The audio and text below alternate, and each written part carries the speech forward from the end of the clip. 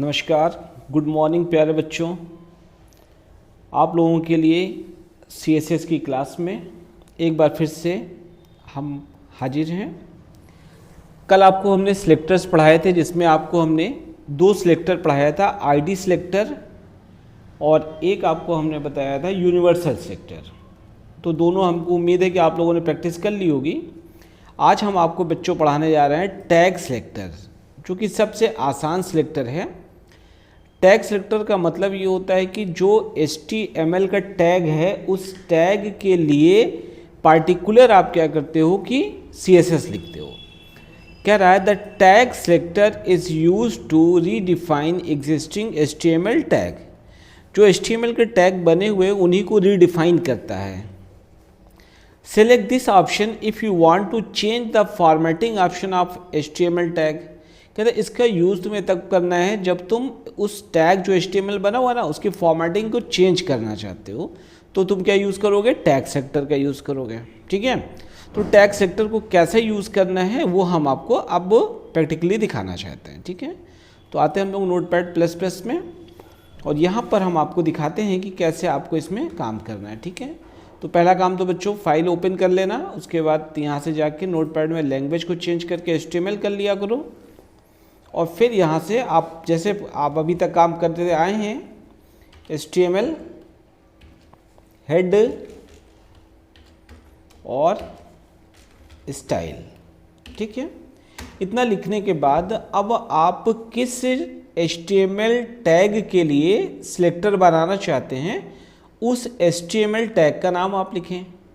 जैसे हमने कहा कि मैं यहाँ पर P टैग के लिए एक सिलेक्टर डिज़ाइन करना चाहता हूँ। P के लिए, P मतलब पैराग्राफ, तो मैं P लिखा और यहाँ से मैंने एक कर्ली ब्रेसेस लगाई और आता हूँ सबसे पहले एक यहाँ पे टैग यूज़ करता हूँ आज आप लोग के लिए, जो कल हमने आपको बैकग्राउंड बताया था।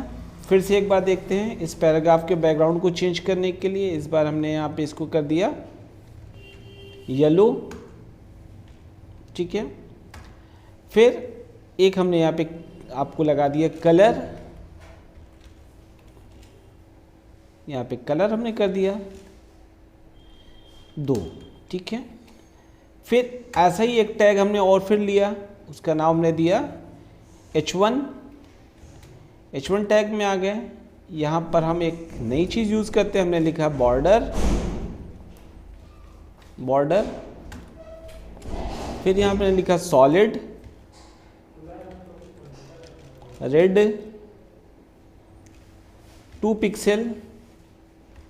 ठीक है, फिर एक टैग हमने बनाया H2 में चलते हैं। इसमें भी हमने इस बार केवल बैकग्राउंड लगा दिया और बैकग्राउंड को हमने यहाँ से ब्लू कर दिया। ठीक है, और टेक्स्ट का कलर इस बार यहाँ से हमने इसको कर दिया वाइट। ठीक है, ये हमने क्या बना लिए? 3 टैग सिलेक्टर P, H1 और H2। ठीक है, ये हमने CSS लिख लिए। अब इस CSS को हम क्या करने वाले हैं? अप्लाई करना चाहते हैं। स्टाइल को आप क्लोज करिए, हेड को आप क्लोज करिए, आ जाइए अब आप अपने बॉडी पार्ट में। बॉडी में आते हैं, यहाँ पर सबसे पहले एक H1 टैग का यूज़ करते हैं, H1। ठीक है, यहाँ पर हेडिंग डाली, हमने लिखा है यहाँ पे टैग सेलेक्टर। यहाँ से फिर H1 को हमने क्या कर दिया, यहाँ से क्लोज कर दिया। इसके बाद यहाँ पर हमने दूसरा टैग स्टार्ट किया, उस टैग का नाम हमने दिया P टैग। ठीक है, जहाँ पे पैराग्राफ लिखना है। P टैग लिखने के लिए हम यहीं से कंटेंट को कॉपी कर लेते हैं। कॉपी कर लिया कंटेंट को यहाँ से, और फिर से आके यहाँ पर P टैग के अंदर हमने पूरा कंटेंट पेस्ट कर दिया। ठीक है, अब आपको ये थोड़ा सा जूमिंग ज़्यादा हो गई है। ठीक है, दिखा रहा हूँ। ये आपने एक पैराग्राफ पेस्ट करा लिया। ठीक है, और करने के बाद हम यहाँ से क्या करते हैं कि P टैग को क्लोज कर देते हैं। ठीक है, P टैग को क्लोज कर दिया मैंने। ठीक है, P टैग को भी क्लोज कर लिया, तो H1 यूज़ हो गया, P टैग यूज़ हो गया। अब क्या बचा आपके पास दिखाने के लिए, H2 टैग। चलिए H2 टैग भी लिख लेते हैं, ठीक है। यहाँ पे आपने लिखा थैंक यू महबूब सर, ठीक है, और ये आपने H2 को क्लोज कर दिया। इतना करने के बाद अब आप यहाँ पे जाते हो, फिर अपनी बॉडी को क्लोज करते हो, फिर यहाँ से आपने अपने HTML को क्लोज किया, ठीक है। करने के बाद एक बार फिर से आप देख ले पूरी तरीके से कोडिंग को हमारे, HTML हेड स्टाइल पैराग्राफ, ये P किसके लिए लिख रहा हूँ मैं, पैराग्राफ टैग के लिए। उसमें हमने बता दिया कि येलो पैराग्राफ होगा, रेड टेक्स्ट होगा। दूसरा H1 जहाँ भी लिखेंगे वहाँ पे एक बॉर्डर लग के आना है बस केवल। और यहाँ पर H2 हमने बता दिया, उसमें ब्लू कलर कर दिया और यहाँ पे कलर को वाइट कर दिया, ठीक है। इतना करने के बाद अब आप अपनी फ़ाइल को सेव कर लें। फ़ाइल को सेव करने के लिए आप जाएंगे तो आपसे पूछेगा कि फ़ाइल को किस नाम से सेव करना है। हमने कहा इसको हम डे 4 के नाम से सेव करते हैं फ़ाइल को। और ये फ़ाइल हमारी बाय डिफ़ॉल्ट देखो यहाँ पर जब हमने लैंग्वेज सेट कर दी थी, इसलिए HTML में हाइपर टेक्स्ट अपने आप लिख के आ रहा है, आपको .html लिखने की ज़रूरत नहीं है, बस आप सेव कर दीजिए फ़ाइल को। ये फ़ाइल आपकी सेव हो गई।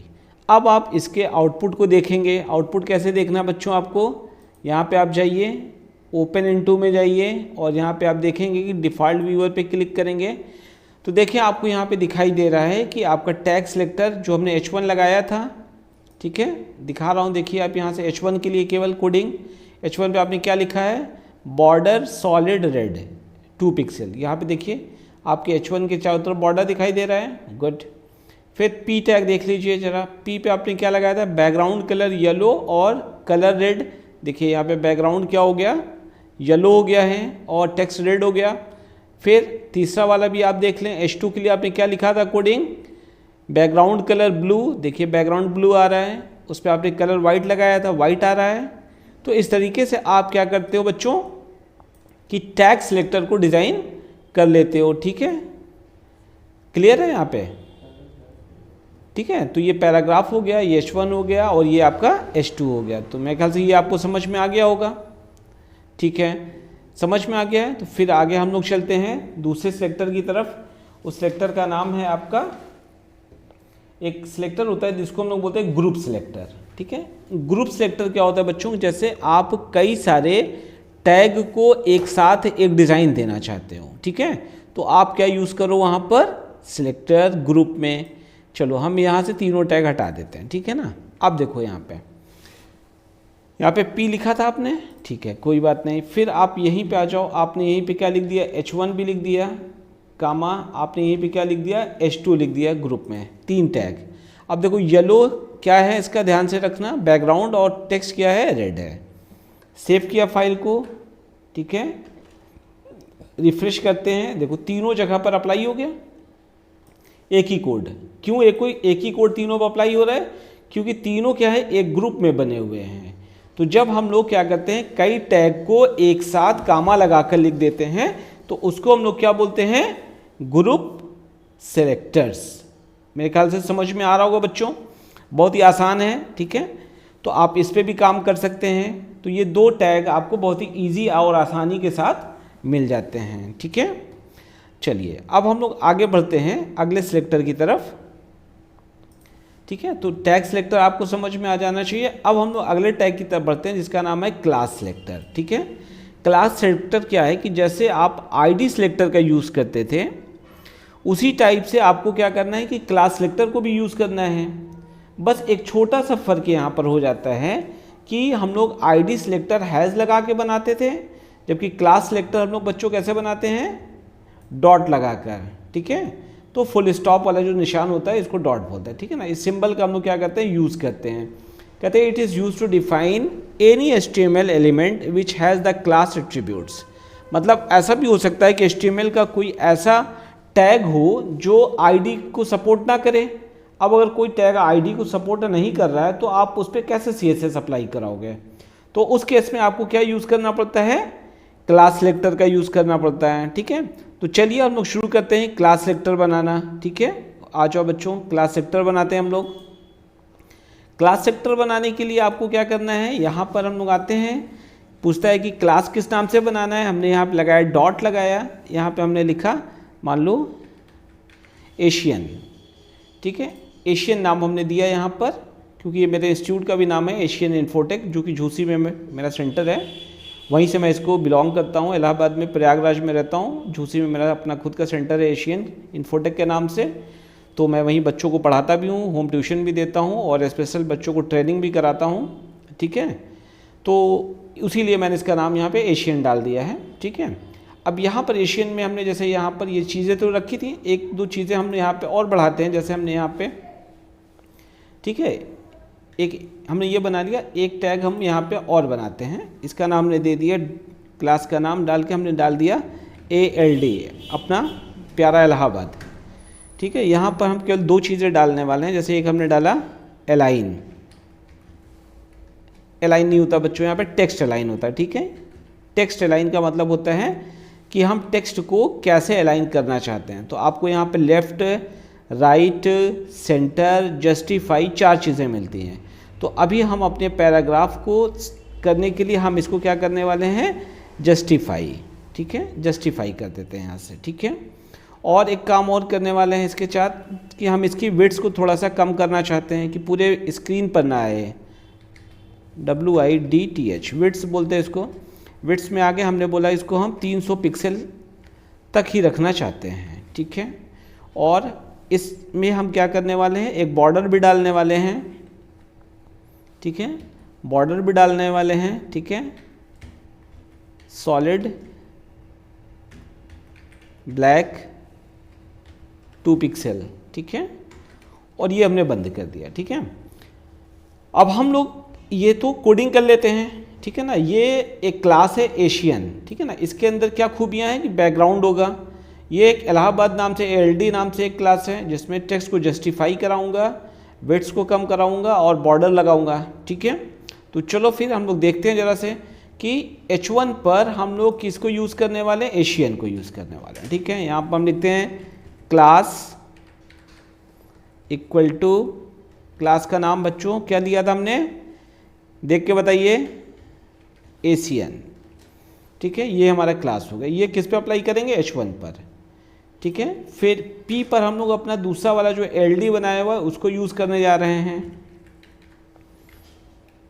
क्लास में जाते हैं, यहाँ पर हम लोग ALD का यूज़ करने वाले हैं, ठीक है।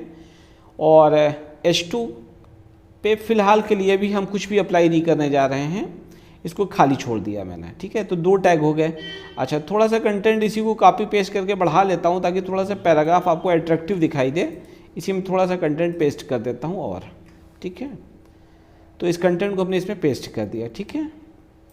अच्छा, टेक्स्ट बाहर निकल जा रहा है, ओके, तो इसको रैपिंग करा दो, ठीक है। टेक्स्ट रैपिंग तो अब ये पूरा यहीं तक दिखाई देगा, ठीक है। ये दिख रहा है आपको बढ़िया सा। अब आप इसको सेव करते हैं, फाइल को Ctrl+S सेव किया और फिर अपने पेज पे जो चलते हैं और जहाँ पर हमने अभी वेब पेज बनाया था इसको रिफ़्रेश मारते हैं ज़रा। देखो रिफ़्रेश मारा हमने, ध्यान से देखो यहाँ पे हमने क्या किया था H1 के अंदर, ठीक है। H1 के अंदर आप स्टाइल देखो बच्चों, यहाँ पे हमने क्या लिखा हुआ है बैकग्राउंड में, ध्यान से देखो। बैकग्राउंड येलो कलर है और टेक्स्ट कैसा है, रेड। ये येलो रेड अप्लाई हुआ, किस पे अप्लाई हुआ, एशियन वाला। एशियन मैंने किस में लगाया था, यहाँ पे H1 के अंदर। ध्यान से देखें आप लोग, H1 के अंदर मैंने यूज़ किया है, तो H1 का इफेक्ट इस पे आने लगा। अब यहाँ पर देखो हमने एक और बनाया था ना ALD, उसमें टेक्स्ट को जस्टिफाई किया। देखो दोनों साइड से लाइनें बराबर आ रही हैं, लेफ्ट से भी और राइट से भी।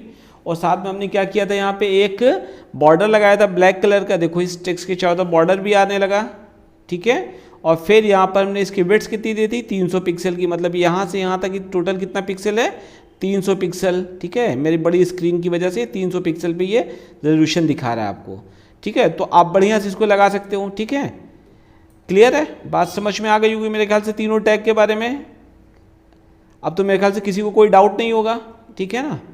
अब एक चीज़ बताता चलता हूँ जो कि आपको कोई भी टीचर ये बात नहीं बता सकता कि HTML का ऐसा कौन सा टैग है जिस पे हम लोग क्लास का यूज़ करते हैं, ठीक है। ID नहीं कर सकते, ठीक है। पूछ के देख लेना कभी किसी से भी आप लोग। उस टैग का नाम है स्पैन। एक टैग होता है HTML में, स्पैन टैग, स्पैन टैग जो होता है आईडी को सपोर्ट नहीं करता है, ठीक है ना। तो उसके लिए हमको क्लास ही बनाना पड़ता है। तो आप क्लास बनाना भी सीख लें, क्योंकि हो सकता है कभी आपको इनलाइन टैग होता है स्पैन, उसमें ज़रूरत पड़ जाए तो आप इसका यूज़ करके बना सकते हैं। ठीक है बच्चों, तो मेरे ख्याल से आज की क्लास आप लोगों को समझ में आ गई होगी तीनों टैग के बारे में। उम्मीद करता हूँ कि आप लोग लगातार पढ़ाई करेंगे और एग्ज़ाम आपका फिर से बता दे रहा हूँ जनवरी 2024 13 तारीख से स्टार्ट हो रहा है। तो अच्छे से पढ़िए, मन लगा के पढ़िए और आप इस पेपर को अच्छे से पास हो जाएंगे। बस आप कंटिन्यूटी बनाए रखिए। मैं अभी जनवरी आने से पहले पहले आपके इम्पोर्टेंट सारे टॉपिक CSS के कवर करा दूंगा और आपको अच्छे ग्रेड मिलेंगे। अगर आप लोग कंटिन्यूटी थोड़ा HTML की भी बनाए होते हैं तो आपको और अच्छे मिलते हैं। ठीक है बच्चों, तो कोशिश करता हूँ आप लोग इसको पसंद करेंगे और हमारे चैनल को एक बार आप लोग शेयर भी कर दिया करें, कमेंट में अपना नाम भी दे दिया करें। जिन्होंने अब तक सब्सक्राइब नहीं किया मेरे चैनल को उसको भी सब्सक्राइब कर लें। Thank you very much. अगली वीडियो के साथ कल फिर मिलते हैं।